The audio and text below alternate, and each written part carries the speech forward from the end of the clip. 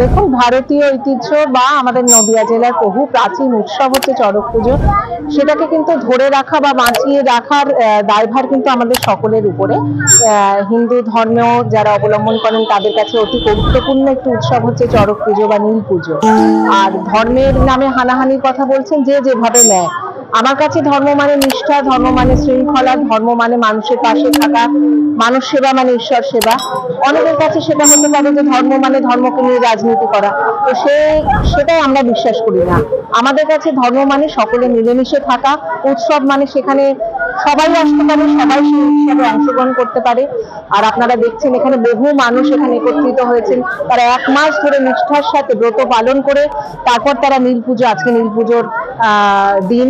তো আজকে সকলে নীল পুজোর মহাদেবের আরাধনায় ব্রতী হয়েছে সকলে।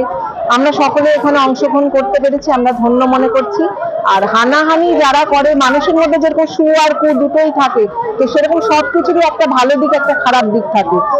ভালো দিকটা নিয়েই আমরা থাকতে চাই এবং ভালো দিক আরো বেশি বেশি করে মানুষের মধ্যে ছড়িয়ে পড়ুক, সেটাই চাই। কুল বা মানুষের যে খারাপ দিকটা, লোভ ক্ষোভ, এই দিকটা ঈশ্বর যেন আমাদেরকে কৃপা করেন যাতে আমরা সেই দিকটাকে বর্জন করতে পারি।